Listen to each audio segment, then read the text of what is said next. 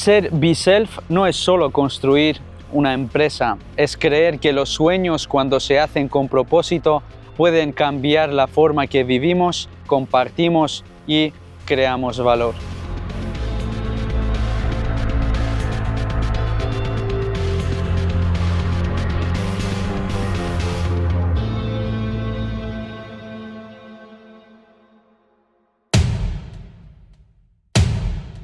Albert, empezamos por ti, si quieres empezar. ¿Quién es Albert? ¿Desde cuándo empezaste a emprender? Soy Albert Prat, de Barcelona, y ya desde bien pequeñito siempre había tenido la inquietud de emprender y además hacer algo, crear algo grande, ¿no? Como un sueño, ¿no? Y soñando puedes imaginarte lo que tú quieras. Estuve unos años trabajando en una empresa familiar, pero le veía muchas limitaciones. Era un tipo de empresa de distribución y representación de marcas, B2B, y le veía las limitaciones del tiempo y espacio. Yo me daba tiempo de visitar 8 o 10 clientes al día y veía que era un negocio con bastantes limitaciones. En cambio, yo tenía mi cuenta creada en eBay desde el 2003, desde los inicios. Era de las primeras cuentas creadas en España y veía que estaba comprando cosas en Estados Unidos, en otros países, en países que iban por delante tecnológicamente a Europa. Y veía que era un tipo de negocio totalmente escalable, sin límites,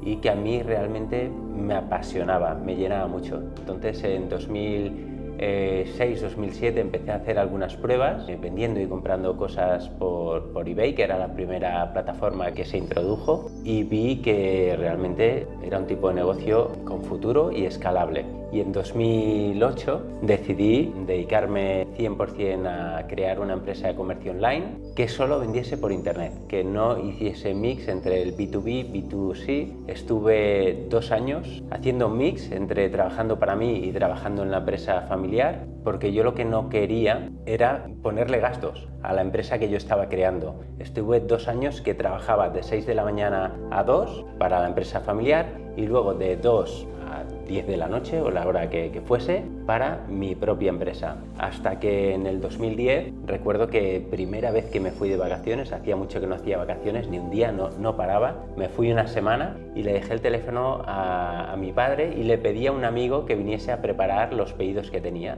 Cuando volví de vacaciones, mi padre lo primero que hizo es me volvió el teléfono y me dijo: lo siento, pero te tengo que despedir. No puedes seguir a este ritmo, estás vendiendo mucho más que nosotros, que la empresa familiar, ya estaba facturando casi 1 millón de euros, pero me daba miedo el poner gastos fijos, y poner sueldos eran gastos fijos. Y lo hice y realmente fue lo que impulsó. Cada año íbamos casi doblando ventas hasta el día de hoy. Empecé con una pequeñita nave de 200 metros cuadrados y al día de hoy tenemos almacén de 15.000 metros. Somos un equipo de más de 60 personas que, si te digo la verdad, tampoco miro atrás y no me da la sensación de que sea algo muy grande. Lo sigo comparando con empresas mucho más grandes y entonces mi objetivo es estar en ese mar de empresas multinacionales que facturan billones y empresas que son referentes en el sector. ¿Esto lo empezaste con qué edad? Realmente, en serio, fundé la empresa cuando tenía 27 años. Pero esta idea nació, esta llama, esta sensación de ser y de querer emprender, ¿a qué edad nació? Esto yo creo que la tenía innata.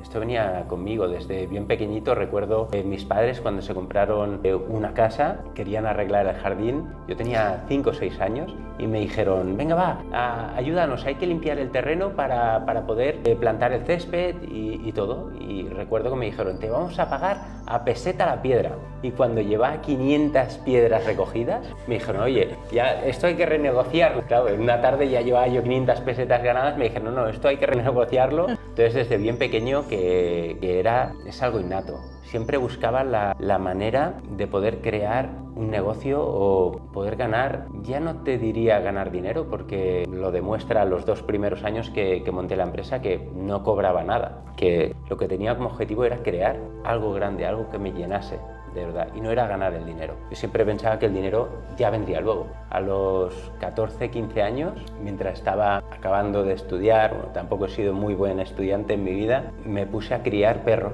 Vi que era un negocio que podía ser rentable, y mientras mis amigos pues se iban por ahí el fin de semana o se iban al bar o Pues yo no, yo me iba a limpiar las perreras, alquilé unas perreras y a cuidar los perros, y cada día después de estudiar tenía que ir, limpiar las perreras, darles de comer, pero ganaba dinero. Recuerdo que ganaba 45.000 pesetas por cada cachorro y era bastante dinero en ese momento. Alquilé 4 o 5 perreras, vendía podría decirte unos 25, 30 perros cada 6 meses, porque hacían camadas cada 6 meses. Y hombre, a los 15, 16 años era... Es dinero. ¿Eso estaba permitido, vender perros? Bueno, lo que hacía, hice bastantes contactos con criadores de perros, que entonces, para poderlo hacer de forma legal, lo que no hacía yo era tener unos perros de forma ilegal. Lo que hacía era, me cedían las hembras y ellos tramitaban toda la parte legal. Entonces íbamos a medias con las camadas. Cuando hablas, veo ese niño pequeño que me estás contando con una curiosidad de querer construir, de querer crecer, y veo esos sueños en el brillo de los ojos. Eso es lo que siento cuando explicas la historia. Creo que de niños buscamos excusas para ser autosuficientes, y de grandes buscamos excusas para comportarnos como ese niño que quedó en el pasado. Sí, sí. Está muy interesante, ¿no? Sí, Eso es la historia de dónde venimos, de ambiente que nos ha criado, de ambiente empresarial. Tu padre también, ¿no? Era emprendedor, y eso es lo que se puede decir. Lo que me han transmitido. Exactamente. Pero no solo de tus padres, tiene una historia... Mis padres, mis abuelos. Y bisabuelos, y además tu Sí. padre le gusta coleccionar un montón de fotos, y tienes historia de empresas importantes, muy importantes para la época de Barcelona. Mis bisabuelos tenían plantaciones de algodón en Filipinas, y estamos hablando en el año 1890 más o menos. Tenían plantaciones de algodón en Filipinas porque ellos tenían fábricas de tejido. Entonces, para poder controlar toda la producción, hacían todo, desde la plantación hasta el producto final. Eso es algo novedoso, ¿eh? Sí.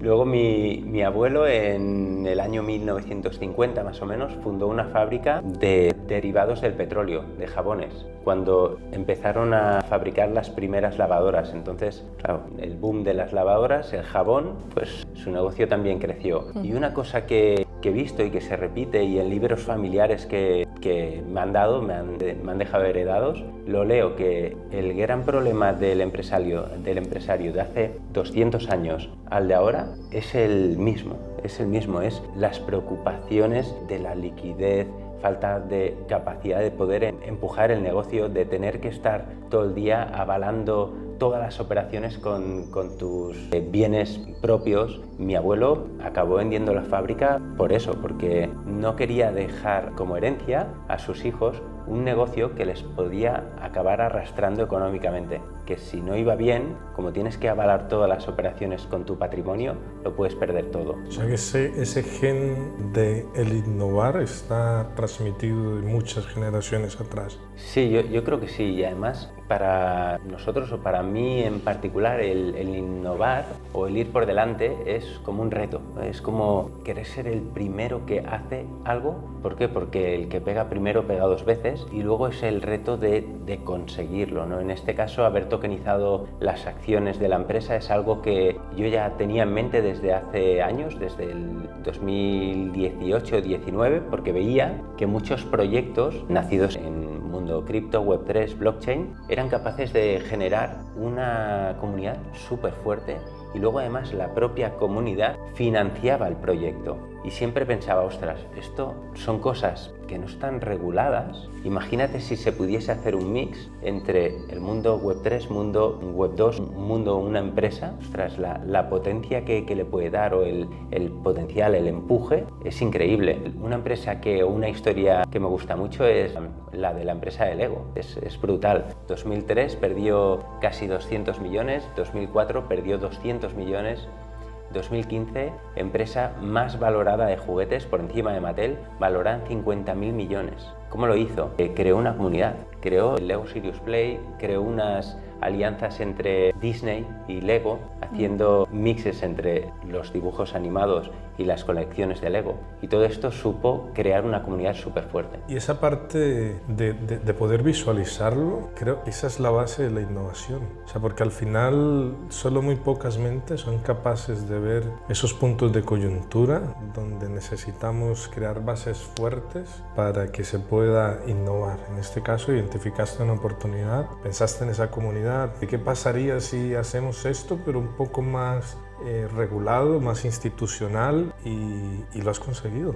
Has logrado crear una empresa que tiene sus acciones tokenizadas, y esa es la base del innovar, del emprender, el poder visualizar lo que quizás otras mentes han ignorado o que quizás es de poca importancia, pero cuando puedes visualizarlo, lo puedes hacer realidad. Bueno, hemos hecho dentro de lo que parece más difícil, que es la parte regulatoria, el poder estar regulados, que ha sido complicado, pero te das cuenta de que no es lo más complicado. Lo más complicado es que el resto de gente crea en la innovación, porque al menos en Europa por desgracia, somos una cultura que se basa en las costumbres, ¿no? Si tú vas en tren y te sientas cada día en el mismo sitio, va a ser muy difícil que te cambies. Eso es una costumbre, generas una costumbre. Y romper esto cuesta. Es como cuando entró el e-commerce, que costó, la gente desconfiaba, pensaba que era una estafa. Buscamos la seguridad, ¿no? Buscamos la seguridad, la conformidad. ¿Esto es en base a la desconfianza o al hecho de querer salir de esa zona de confort? Porque yo creo que si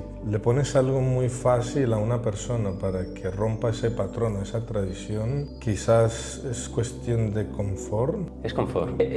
Yo creo que ambas. Es un mix, pero cuando tú ya estás en tu zona de confort, ya estás bien, te cuesta cambiar. Tiene que ser muy fácil y muy evidente para que... Me viene a la cabeza ChatGPT, ¿no? Es inteligencia artificial, pero cuando alguien empieza a preguntarle allí y ves que te está solucionando cosas, jolín, todo el mundo, cómo tan rápido todo el mundo se ha puesto con el ChatGPT. Hay desconfianza, pero si es tan fácil el ver el cambio en tu día a día, entonces ahí estás. Pero tiene que ser muy fácil, si no, todo lo que sea innovación, pero innovación financiera, cuesta muchísimo más, hay mucho más miedo. Mireia, cuéntanos un poquito, ¿quién es Mireia? Mireia Calvet. Yo desde mi infancia en mi casa siempre viví a dos padres emprendedores, cada uno con su negocio, y abuelos emprendedores también.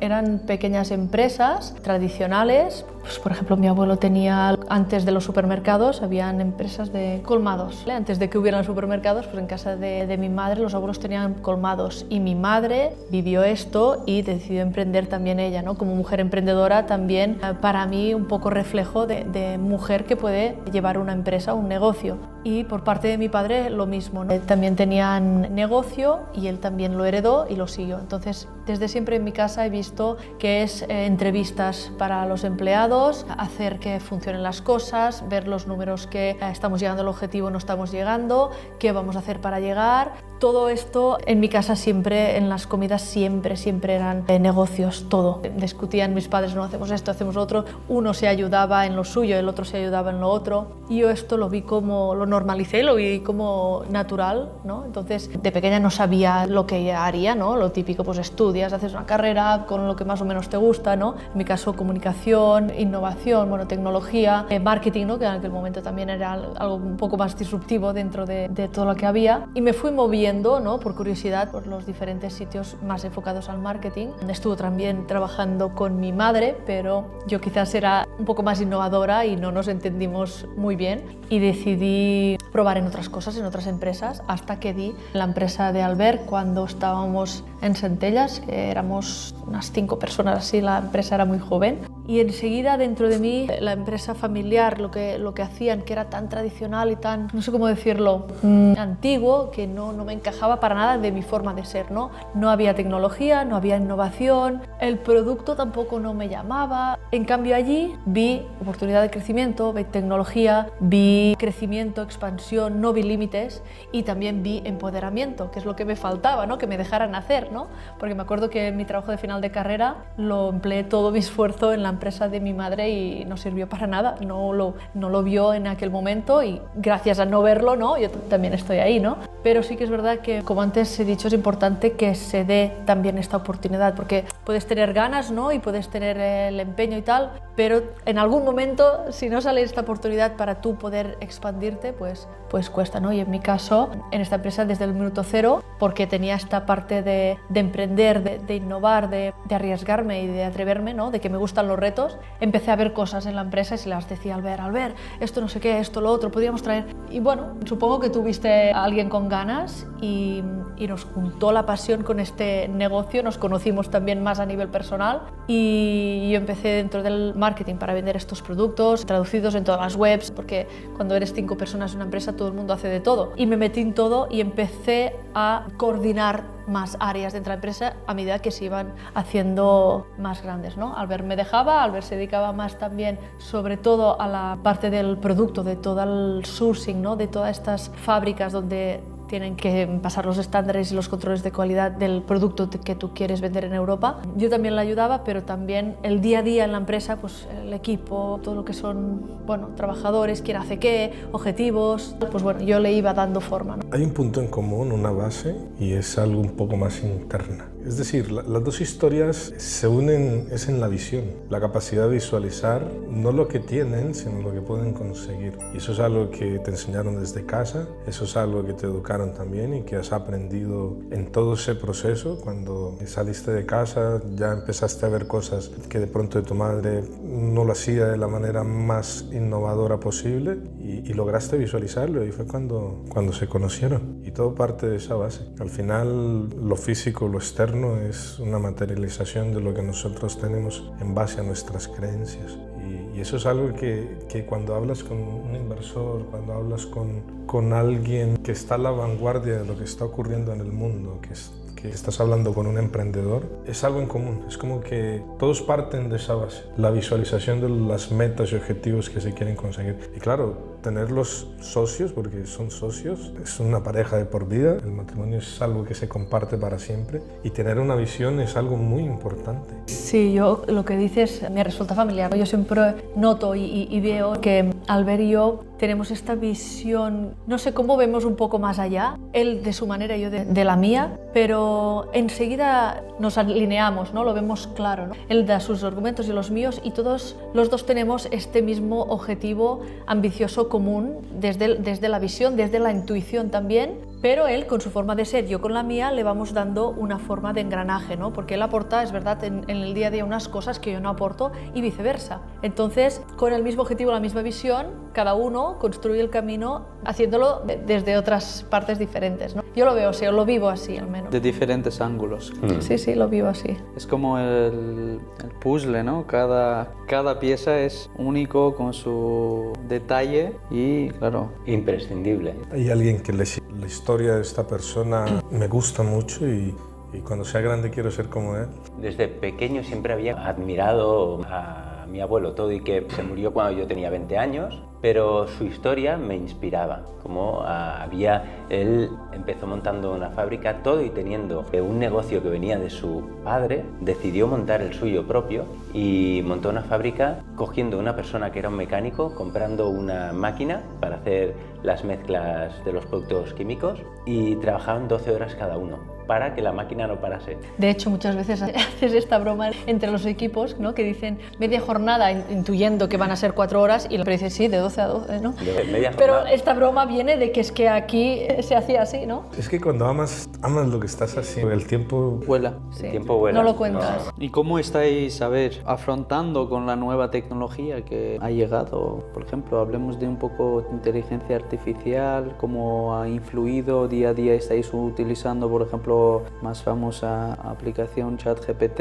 ¿Cómo os está ayudando? ¿Cómo el equipo está...? Para mí todo lo que viene nuevo es oportunidad, y cuanto antes te familiarices en lo que está viniendo, o sea, si tú eres capaz de ver un poco más allá y ves y tienes claro que es el futuro, cuanto antes estés y lo entiendas y lo utilices, este valor añadido que tendrás, o sea, lo tenemos clarísimo. La inteligencia artificial usamos a día de hoy, evidentemente, ChatGPT, intentamos cada vez hacerlo mejor, ¿no? Y también otros programas que utilizamos desde la propia empresa, de diseño, de creación de vídeos, de fotos, de contenidos varios. Estamos en ello también para la parte de atención al cliente. Estamos a punto de desarrollar una parte de todo lo que es más automatizado, que venga más fluido, ¿no? Que sea más fácil y más rápido tratar con el cliente y sobre todo más personalizado, ¿no? Que lo que puedan hacer las personas de tú a tú y dar este valor añadido que no lo puede hacer una máquina, en darles enfoque a esto, ¿no? Porque las personas siempre nos gustará más tratar con personas. ¿Veis alguna amenaza de inteligencia artificial? Porque siempre hablaban, ¿no? Oye, nos están quitando puestos y tal. No, amenaza no, al revés. O sea, yo creo que lo que habrá es una adaptación, ¿no? O sea, por ejemplo, la gente que te pueda decir, no, de aquí 2 años los almacenes estarán informatizados, tendrás robots en el almacén. Bueno, vale. Muy bien, ¿y quién los va a mantener? Necesitará gente que cree el software, que los mantenga. Entonces, yo creo que nos tendremos que ir adaptando, ¿vale? Quizás desaparecerán personas del mundo logístico, pero se crearán otro tipo de trabajos, segurísimo. Después de 2 años en España no creo que... No, en España era un poco más lento. Primero llega la regulación, después la tecnología. Muy pocas mujeres se atreven a decir, vamos a construir esto y lo vamos a concretar y vamos a llegar hasta el final. Lo que están haciendo en Bissell Brands, con toda la tokenización, los obstáculos que han tenido. Creo que es algo que puede enseñar mucho a esas mujeres que de pronto tienen el miedo de decir, ¿qué pasa si me va mal? ¿Qué pasa si me enfrento a una maquinaria gigantesca empresarial que está dominada por hombres?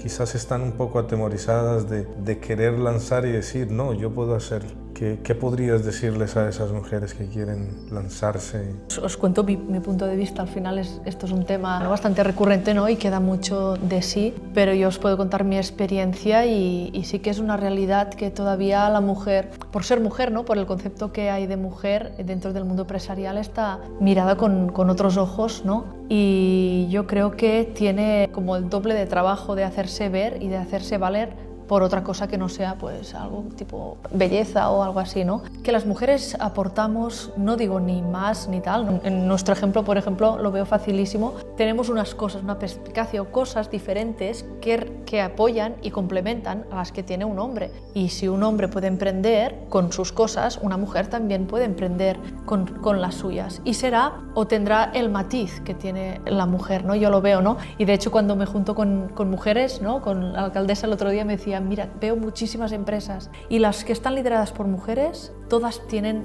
aquello, una sensibilidad, no sé qué me decía, ¿no? Una cosa especial. A mí en concreto, no sé si es porque me gustan los retos, también porque lo he vivido más en casa, he visto una mujer triunfar y para mí ha sido ejemplo y he visto que es posible. Entonces hay que apartarse de lo que puedan opinar los otros, hacerse fuerte por dentro uno mismo, creer en lo que se vale, potenciar, porque todos tenemos cosas en las cuales somos mejores y otras que no tanto. Entonces una vez sabes en lo que eres bueno, esto para hombres y para mujeres, potenciarlo desde ahí y pues bueno, el mundo está cambiando y cada vez se ven más mujeres, por suerte. Yo creo que esta conversación la podría tener con muchas mujeres y me encuentro también que muchas buscamos un poco de piña entre nosotros, ¿no? Porque a veces o anteriormente había como un punto de competitividad, ¿no? Entre nosotros, porque al final es como a ver quién es más así o tal, ¿no? Pero dentro del mundo empresarial sí que veo también no competencia, sino unión. Empatizamos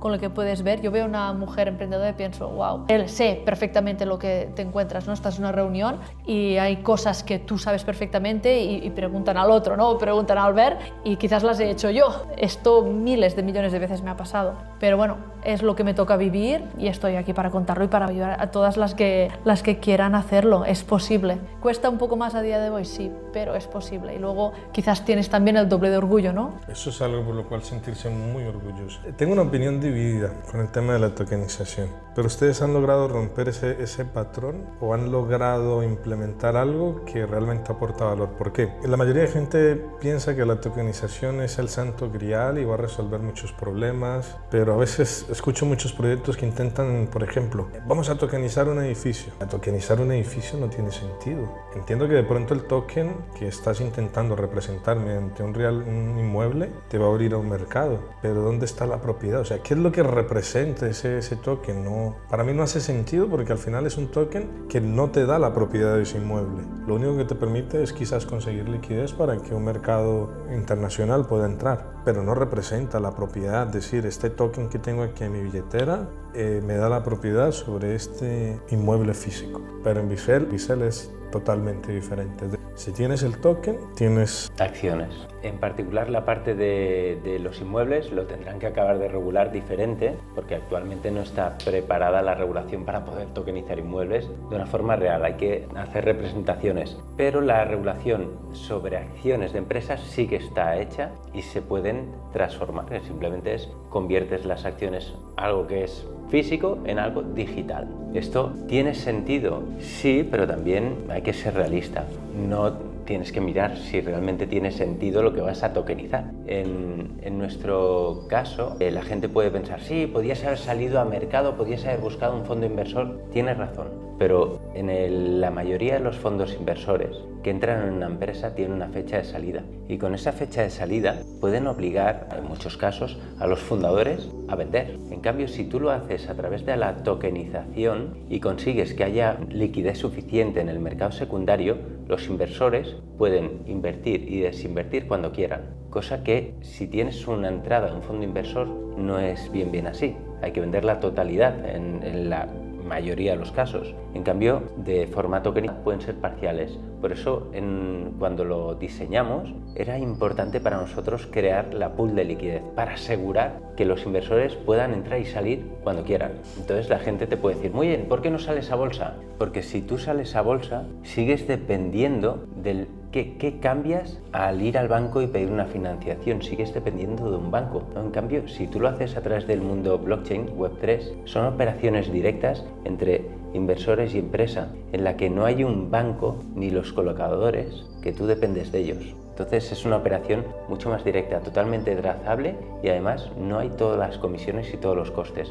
Salir a bolsa, de entrada, a un coste anual de unos 600.000 euros de base, más todas las comisiones de las transacciones. Todo esto a través del mundo blockchain no está. Y si me permites, también la parte de la comunidad, ¿no? O sea, que democratizar esta propiedad, ¿qué significa? Por ejemplo, a nosotros que tenemos un modelo de empresa, una cultura de empresa muy disruptiva, donde el propio equipo tiene muchísima autogestión, muchos de ellos han comprado Bitoken porque se sienten que depende de ellos, tienen una parte de responsabilidad, y hacer crecer esta empresa depende de ellos también. Entonces tienen parte de esta empresa, ¿no? Entonces las personas que sean parte de esta empresa, la intención con esta comunidad es que también puedan proponer ideas, vean oportunidades y que se sumen en el proyecto. O sea, no es lo mismo que nosotros que estamos ahí día a día no veamos tantas cosas como una persona de otro país que a lo mejor conoce e-commerce o otras marketplaces y diga, ostras, pues este producto hay que traerlo porque será la bomba, ¿no? ¿Qué hacemos? Este color o el otro, hacer sondeos, hacer encuestas,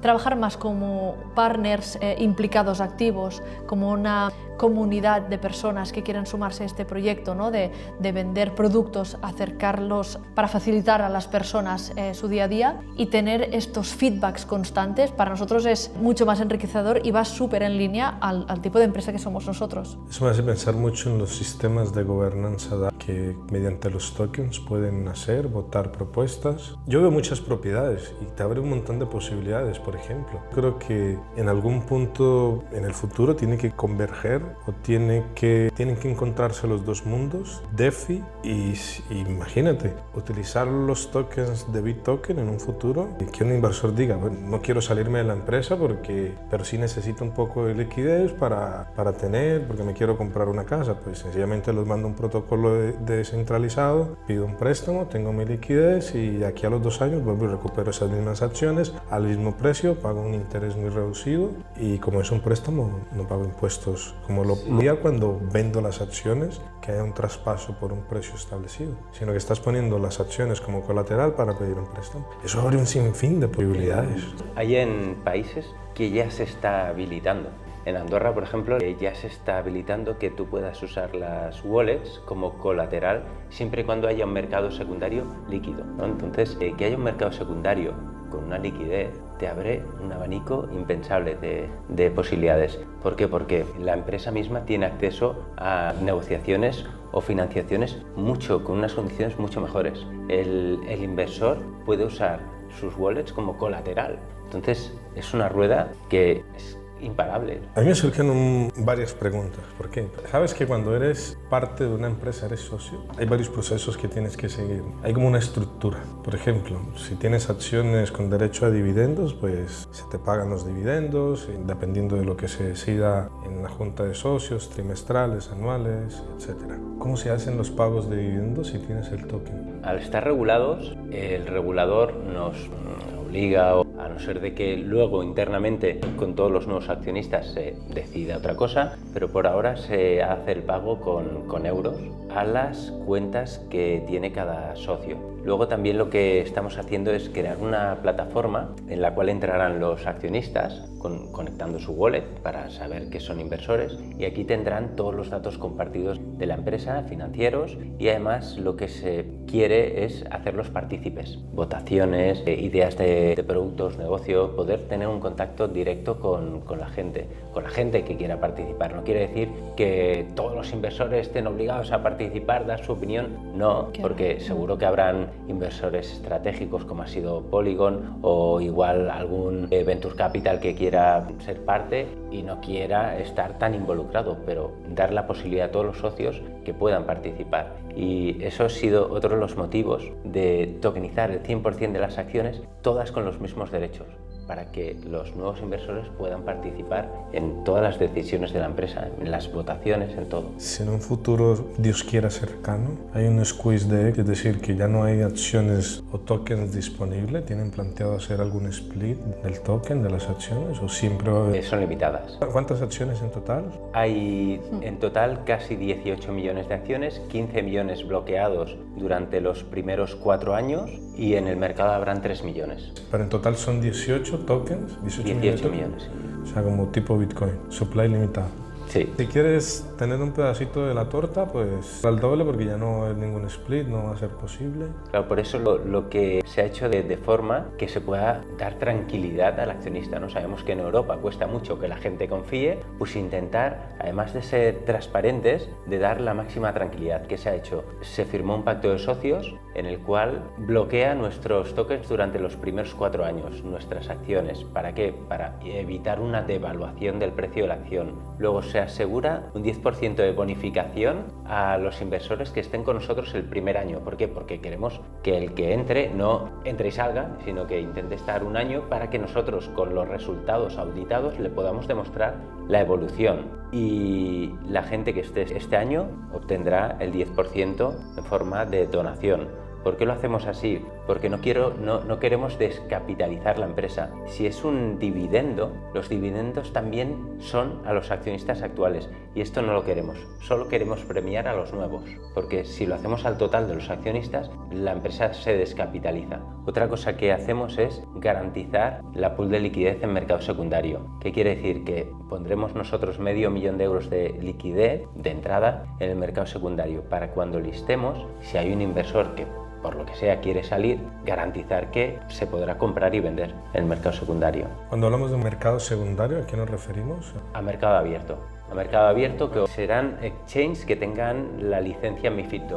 Actualmente Milla está en fase final de tener la licencia. Hay uno en Alemania que es Asetera, que ya tiene la licencia MiFID II. Entonces será estar listado en mercado abierto 24/7, que la gente podrá comprar y vender de forma inmediata. Al final lo que están en bolsa es porque hay una persona que está dispuesta a comprar. Pero en este caso es como que una recompra de acciones. O sea, pero en este caso sería como un pool de liquidez prácticamente. Pero sigue siendo lo mismo, que es una recompra, pero al final es un... Sí, garantizas que va a haber una recompra. O sea, lo que haces es market maker, que le das tú la liquidez y lo que va generando son las órdenes de compra y venta, por si alguien quiere salir, que pueda salir o que pueda entrar. Y también evita unas fluctuaciones muy grandes en el precio. Evita que haya una subida y una bajada muy brusca y que sea progresiva. Pero tener ese pool de liquidez da una ventaja muy importante. Porque como lo mencioné, los protocolos DeFi funcionan es porque siempre hay un pool interesante que te da la opción de convertir esos tokens a USDT, a dinero líquido. Entonces, si Bitoken garantiza un pool de liquidez, eso permitirá que muchos protocolos puedan integrar su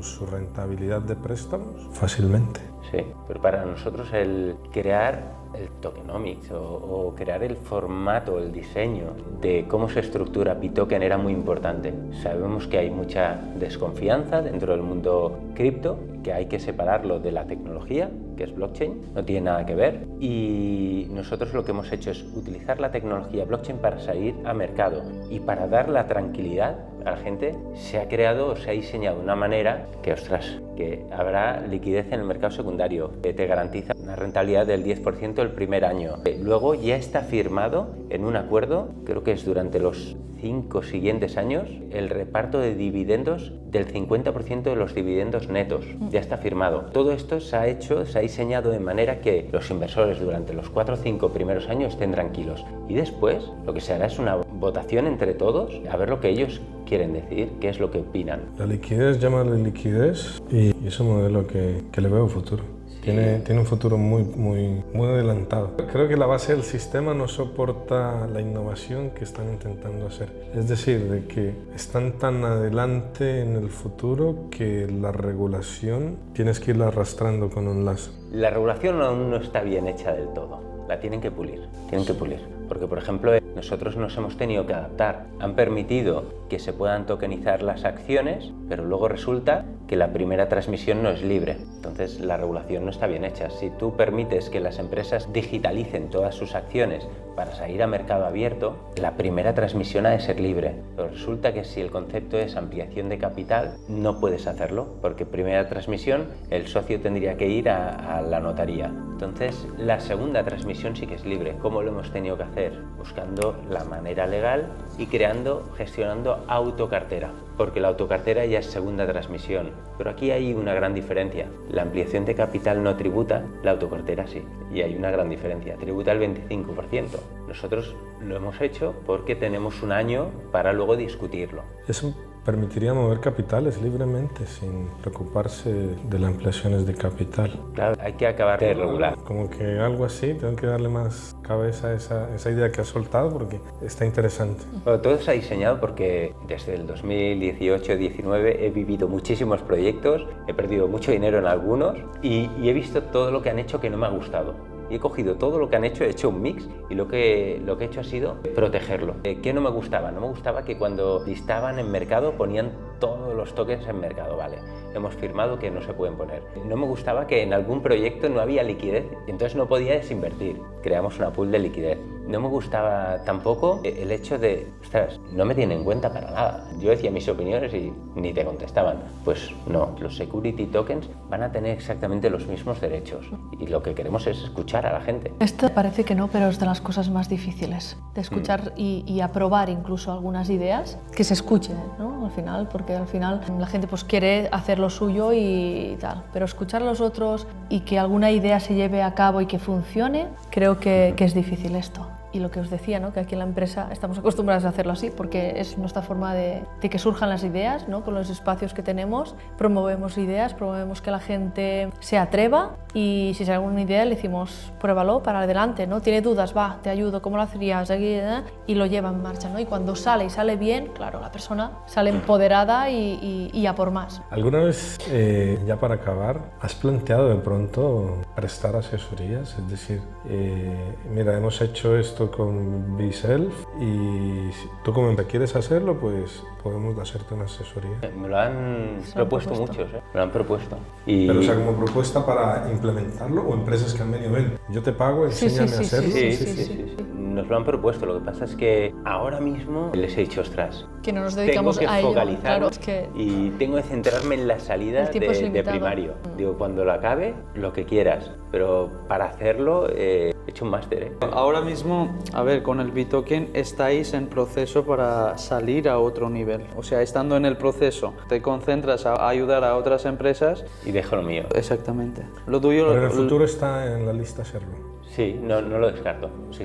O sea, ha aparecido de la nada, o sea, estas cosas, pero nunca descartamos nada. No. O sea, al final es primero lo primero, evidentemente, porque sí, claro, estás siendo ejemplo, ¿no? Y no terminas, lo dejas a medias. Vale, he sido la primera, ¿y cómo fue al final? Pues al final no estuvo bien, pues intentemos que funcione hasta el final, ¿no? Aprendido esto que lo puedes hacer mejor y te ayuda a hacer. Sí. Además, yo creo que en el medio plazo es una puerta para muchos proyectos que les cuesta conseguir liquidez suficiente y hay proyectos muy buenos que han muerto. Y que si hubiesen tenido liquidez, seguramente serían ahora un unicornio. Pues esto es una puerta para muchos proyectos que no consiguen liquidez. Ostras, si son capaces de crear su comunidad, que creen en ellos y les den el potencial para que puedan crecer, puedan seguir escalando. El capital es una catapulta. El capital es una catapulta y la gran diferencia entre Europa y países como Estados Unidos, Dubái, Argentina, es que aquí cuando tienes un error te pisan, te señalan. En cambio, en otros países, en Estados Unidos, cuando tienes un error te admiran, pues saben que has aprendido. Luego aquí no hay tanta apuesta por el riesgo y te suelen apretar bastante más. En Estados Unidos, con un Excel se levantan millones, con un Excel. Y esto es lo que les da las alas a muchos proyectos. En estos días en Dubái, una de las personas que hablaba me decía, aquí lo que hacemos es dar alas al que tiene ideas. En cambio aquí en Europa cuesta mucho que te den alas con una idea. Te lo quitan Te lo quitan, sí, sí. Te quedan Aquí, con todo. si tienes alas te quitamos la mitad de la ala. Te quitamos la mitad y de la otra mitad te la dejamos atada para decidir. Y tú no creces, o sea, con una estás dando vuelta en el mismo punto. Pero a veces, así que lo veo de esta manera. Tú eres un gobierno, tú eres el papá Estado. Yo no necesito de ti, yo soy un emprendedor. Que si me quedo sin nada y me quitas todo, yo tengo la capacidad de reinventarme. ¿Por qué vas a luchar conmigo? Si tienes un aliado, aquí tienes una persona que te va a ayudar y te va a proveer. O sea, lo hablo desde una perspectiva como ese empresario. Le pones un montón de trabas, pero el emprendedor tiene la capacidad de reinventarse. La última opción es salir y irse y al final terminas generando más riqueza en otro país que estando acá. O sea, es como que... Sí. Sí, pues eso, muchísimas gracias, ¿vale? Nos hemos sentido muy bien, muy cómodos y es eso lo que lo que siempre os digo, ¿eh? Cuando os veo. Esperemos y creemos que vuestro proyecto es referente y que tenga mucho más éxito de lo que vosotros esperáis. Y no es adulación excesiva, sino porque nosotros entendemos que somos una comunidad pequeña. Somos una comunidad que está dando unos pasos de bebé. Y si no tenemos la capacidad de apoyarnos entre nosotros, de reconocer el valor que se está creando y decir, vamos a ayudarnos, a prestarnos una mano, al final no llegaremos a ningún sitio. No es adulación excesiva, sino más bien es un reconocimiento y un entendimiento de que somos parte de una comunidad, de un proceso que juntos tenemos que demostrar a los otros que se puede hacer, se puede construir empresa, se puede innovar, se puede crear valor y mantenerse alejado de todos esos proyectos que venden ideas imposibles y luego lo que buscan es quedarse con tu dinero. Realmente hay proyectos interesantes, este es uno y creo que en las siguientes entrevistas que haremos iremos contando mucho más sobre muchos proyectos. Visel es el primero y es el que ha abierto con broche de oro. Pues Albert, Mireia, muchísimas gracias de nuevo y nada más, gracias. A vosotros. Gracias a vosotros. Un placer. Sí.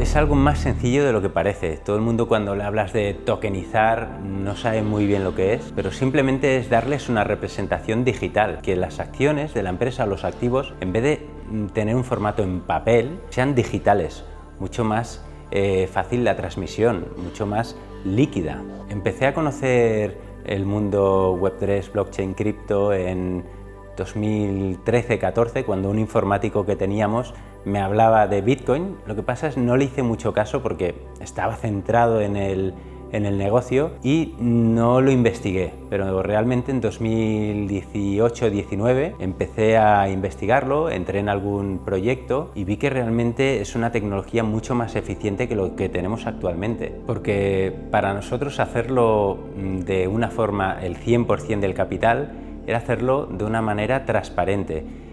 Hemos tokenizado todas las acciones de la empresa, todo el equity, sin crear ninguna diferenciación. Todas las acciones son exactamente iguales, mis acciones son iguales que las que están en el mercado, etc. No queríamos que pudiese haber ninguna duda. Be Self significa ser tú mismo en inglés, y es porque es un e-commerce que lo hemos creado pensando en las personas, acercando el producto a las personas, buscando qué es lo que necesitan. Be Self es una empresa paraguas que actualmente tiene 5 marcas. Es GreenCat, que es herramienta y maquinaria de jardinería; FitFew Fitness, que es cintas de correr, bicis elípticas o estáticas; McHouse, que es mobiliario; Playking y Biloom, que son juguetes. Playking son más coches para niños, coches infantiles, y Biloom es una marca creada tipo Montessori, todos los juguetes de madera, sostenibles, y para que el niño pueda aprender jugando. La primera marca que creamos fue GreenCat, porque yo venía de una empresa familiar que distribuíamos y llevábamos la representación de varias marcas de herramientas de jardinería, y era lo que yo más me conocía. Realmente soy una persona más de números, y quizás sí que me puede gustar más el de jardinería, que es el que empecé, pero para mí hay que enfocarse en rentabilidad. Las empresas se sostienen por la rentabilidad que generan.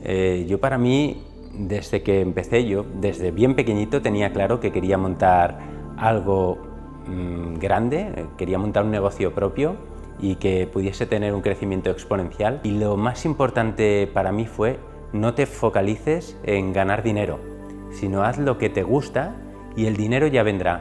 ¿Por qué has de hacer lo que te gusta? Porque le vas a tener que dedicar muchísimas horas, y si estás pensando en el dinero, los primeros años verás que es más rentable trabajar para otro. El primer consejo que recuerdo fue de mi padre hace muchos años. Yo cuando pensaba en cosas que tenía que pagar, me ahogaba un poco, y entonces mi padre me decía: no, tienes que pensar en mañana y esta semana. Luego, cuando saltes esto, piensa en la siguiente. Tienes que ir pasito a pasito, como ir subiendo una escalera. Entonces el ecosistema en general nos ha felicitado mucho, pero sí que es verdad que para nosotros es como que todavía no se ha cumplido, ¿no? Hasta que no recaudemos este capital para seguir empujando, y sobre todo también queremos esta comunidad, ¿no? Que es lo que queremos, estos partners que se sumen al proyecto y que lo empujen cuando hay esta demanda de todos nuestros productos. Pues para nosotros sería un logro, ¿no? Y quizás el token en un futuro sea referencia y puedas verlo ahí, pues cómo se va moviendo y cómo la gente lo compra, lo vende, y para nosotros sería el éxito total. Siento orgullo, ¿no? Porque al final, cuando te gustan los retos, ¿no? Y te arriesgas y eres valiente, ves muchos cambios en ti, en tu persona, ¿no? En mí misma. Evidentemente no soy la misma profesional cuando entré, que con todo lo que he ido viviendo estoy como preparada para todo, ¿no? Y cualquier reto ahora, aunque sea muy difícil, me parece mucho más simple de lo que lo hubiera visto tiempos anteriores. Entonces, cuando uno piensa que no hay límites y que se puede conseguir todo con valores, con voluntad, con ganas y pasión, tengo esta sensación dentro y estoy contenta de tenerla. Le diría que confiara, porque las cosas a veces no, pasan por algo. Y ahí está el aprendizaje de cada uno de nosotros, que todos tenemos muchos, y sobre todo que confiara, ¿no? Que no, es que me pasa esto, ¿no? Nos quejamos mucho, es que tiene que ser así. Luego ves los resultados, miras para atrás y dices: claro, tenía que ser así.